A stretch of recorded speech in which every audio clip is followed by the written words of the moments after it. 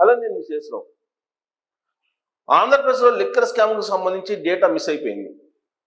2019 నుంచి 2023 వరకు ఉన్నటువంటి డేటా రావట్లేదు. 2023 నుంచి 2024 వరకు ఉన్నటువంటి డేటా మాత్రమే వస్తూ ఉంది.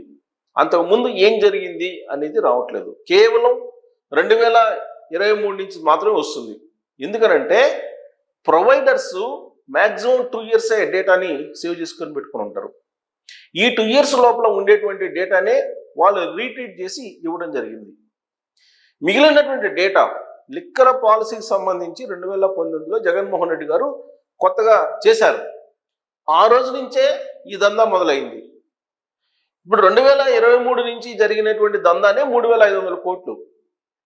మరి 2019 నుంచి జరిగినటువంటి దందాలకు సంబంధించినటువంటి డేటా మొత్తాన్ని కనుక బయటికి తీస్తే ఇది ఎన్ని వేల కోట్లు అనేది బయటకు వస్తుంది. స్పష్టంగా అర్థమయ్యేటువంటి ఛాన్సెస్ ఉన్నాయి.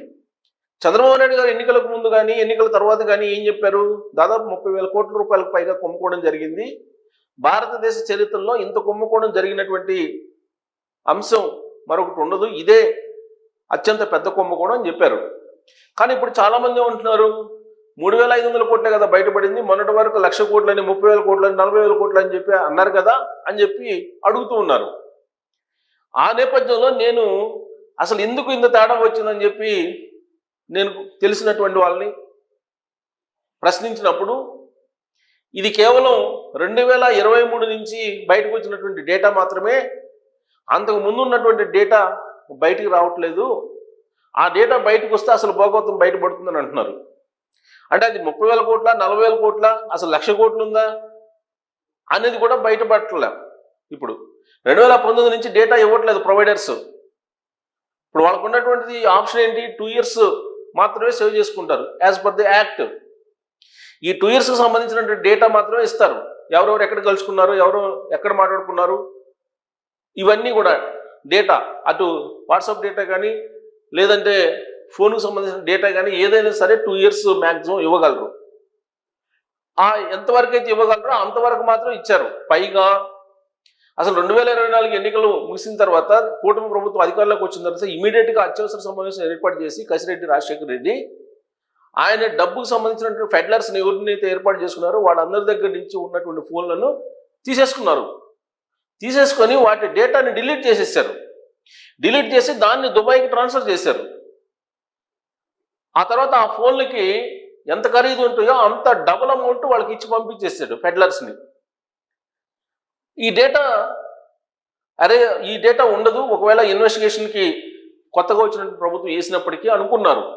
కానీ దాన్ని రీట్రీట్ చేశారు. రీట్రీట్ చేయడంతో ప్రొవైడర్స్ ఇచ్చినటువంటి సమాచారం మేరకు ఈ 3,500 కోట్లు సుమారుగా ఉన్నటువంటి ఈ కుంభకోణాన్ని బయటికి తీసుకురాగలిగారు.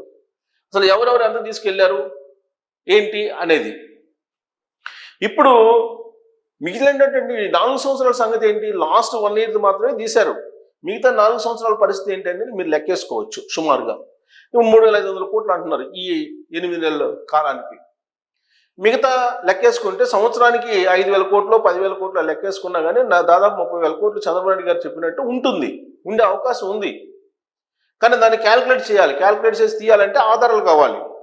ఒకవేళ వాంగ్మూలంలో ఎవరైనా చెప్పినా కానీ దానికి సంబంధించినటువంటి సపోర్ట్ డాక్యుమెంట్ కోర్టు అడుగుతుంది.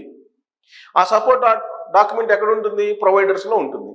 ఆ ప్రొవైడర్స్లో 2 years బ్యాక్ వరకే ఉంటుంది. 2 years తర్వాత అంతకు ముందుది ఉండే ఛాన్సే లేదు.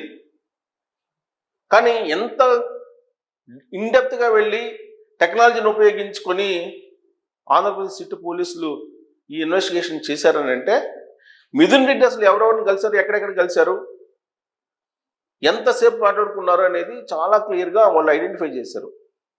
ఎలా ఐడెంటిఫై చేశారని అంటే లాంగిట్యూడ్ లాటిట్యూడ్ అంటే తెలుగులో అక్షాంశాలు రేఖాంశాలు, దీన్ని బేస్ చేసుకొని వాళ్ళు ఏ ప్లేస్లో కలుసుకున్నారు, మిథున్ రెడ్డి ఎవరెవరిని కలిశారు అనేది వాళ్ళు ఐడెంటిఫై చేశారు. ఆ ఐడెంటిఫై చేసినటువంటి డేటాని బేస్ చేసుకొని ఆ డాక్యుమెంట్స్ని కోర్టులో సబ్మిట్ చేస్తే కోర్టు నమ్మింది. అప్పుడు ఇతన్ని రిమాండ్కి పంపించింది. రిమాండ్కి పంపించి ప్రస్తుతం రిమాండ్లో ఉన్నాడు ఎవరు? మిథున్ రెడ్డి. కస్టడీ పిటిషన్ ఇంకా కస్టడీ పిటిషన్ వేస్తారు, కస్టడీలో తీసుకొని విచారించే అవకాశం ఉంది. అయితే ఇప్పటి వరకు ఈ మిథున్ రెడ్డికి సంబంధించినటువంటి డేటాని పోలీసులు ఏం తీసుకున్నారు అని అంటే ఇది డేటా. ఏం డేటా అది? ఇది లొకేషన్స్. మిథున్ రెడ్డి A4గా ఉన్నాడు ఈ కేసులో.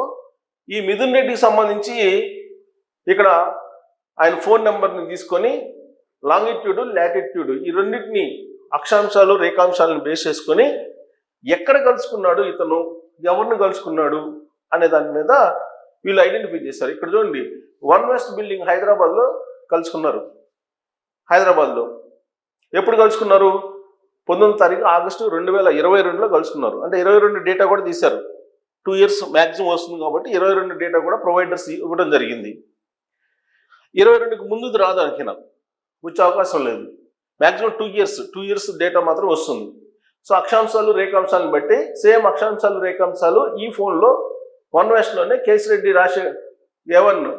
రాజశేఖర రెడ్డిని కలిశాడు మిథున్ రెడ్డి, కసిరెడ్డి రాజశేఖర రెడ్డి, అలాగే Boneti Chanikya alias Chandu alias Chanu and Prakash వీళ్ళు కలుసుకున్నారు.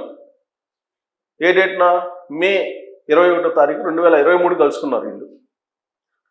సో ఈ డేట్న లాంగిట్యూడ్, లాటిట్యూడ్ని బట్టి వన్ వెస్ట్ బిల్డింగ్లో వీళ్ళు ముగ్గురు కలుసుకున్నారనే దానికి నిదర్శనంగా అవి చూపిస్తున్నారు. కోర్టులో కూడా అవే. ఇక లొకేషన్, సెకండ్ టైం సిట్టింగ్ ఎక్కడ? సెకండ్ టైము ప్రోనే ప్రకాష్ అండ్ మిథున్ రెడ్డి ఎక్కడ కలుసుకున్నారు? తాడేపల్లి, విజయవాడలో కలుసుకున్నారు వాళ్ళిద్దరూ. 23 జూన్ 10వ తారీఖున కలుసుకున్నారు. ఇక సిట్టింగ్ 3 ఎవరెవరితో సిట్టింగ్ 3 చేశాడు మిథున్ రెడ్డి? ఆసిఫ్, సైఫ్, అలాగే మిథున్ రెడ్డి, వెంకటేష్ నాయుడు ఈ ముగ్గురు కలుసుకున్నారు. ఎక్కడ కలుసుకున్నారు? అపోలో లైఫ్ సైన్సెస్, ఇక్కడ Apollo life science Apollo hospital దగ్గర కలుసుకున్నారు. వీళ్ళు ముగ్గురు అపోలో హాస్పిటల్ దగ్గర. ఎప్పుడు? జూన్ 18వ తారీఖున. ఇక సిట్టింగ్ 4 ఎప్పుడు వేశారు? ఎవరెవరితో వేశారు అంటే వెంకటేష్ నాయుడు, మిథున్ రెడ్డి ఆ వెంకటేష్ నాయుడు తోటి సిట్టింగ్ వేశాడు. ఎక్కడ? జూబ్లీ హిల్స్లో 27వ తారీఖు 7వ నెల 2023. సో ఇది వాళ్ళ డేటా. అంటే 2 years ప్రొవైడర్స్ ఇస్తారు కాబట్టి 2 years డేటా అది. దాన్ని బట్టి వాళ్ళు సిట్టింగ్ 5 వెంకటేష్ నాయుడు తోటి, ఆయన F34 వెంకటేష్ నాయుడు తోటి పెద్దమ్మ గుడి దగ్గర కలుసుకున్నారు వీళ్ళు. ఇక్కడ చూడండి, లాంగిట్యూడ్, లాటిట్యూడ్ అక్షాంశాలు, రేఖాంశాలను బేస్ చేసుకొని దీన్ని బయటికి తీశారు ఈ డేటాని. వెంకటేష్ నాయుడు, మిథున్ రెడ్డి జూబ్లీ హిల్స్ దగ్గర కలుసుకున్నారు. సో దీంతో కోర్టు ఏం చేసింది? మిథున్ రెడ్డి ఈ నేరంలో, ఈ లిక్కర్ స్కామ్లో ఉన్నారని చెప్పి కోర్టు ప్రాథమికంగా నమ్మింది. అందుకే ఆయన్ని రిమాండ్కి పంపించింది. సో ఈ డేటా తీయడానికి ఆంధ్రప్రదేశ్ సిట్ పోలీసు చాలా సైంటిఫిక్గా, చాలా సాంకేతికంగా వాళ్ళు ఆలోచించి ఇన్వెస్టిగేషన్ చేసి ఈ డేటాని తీయగలిగారు. దీనికంటే ముందు డేటా తీయడం అనేది ఎవరి వల్ల కాదు.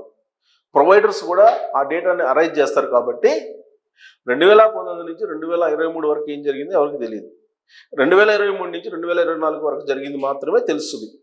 మహా అయితే 2022 జూన్ ఆ ప్రాంతం వరకు ఇవ్వగలరు ప్రొవైడర్స్. అంతకు మించి డేటా ఇచ్చేటువంటి అవకాశమే లేదు. ఆ డేటా కూడా వస్తే మొత్తం స్కామ్ ఎంత అనేది తెలియ అవకాశం ఉంది. ఇప్పటి వరకు తేలినటువంటి స్కామ్ 3,500 కోట్లు.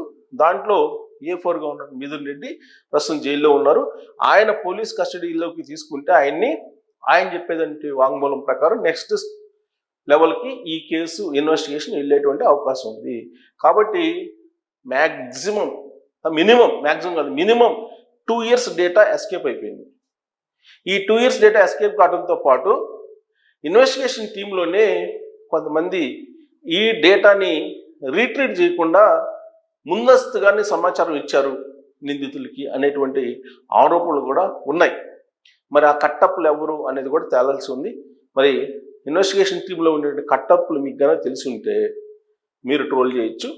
అలాగే 2022కి ముందు డేటా లేదా 2022 మే జూన్ దాకా జూన్ తర్వాత వస్తుంది, అంతకు ముందు రాదు. సో ఆ డేటాని తెలుసుకోవడానికి, సేకరించడానికి సాంకేతికపరమైనటువంటి వెసులుబాటు ఉందా అనే దాని మీద మీ అభిప్రాయాన్ని వ్యక్తం చేయొచ్చు. Thank you.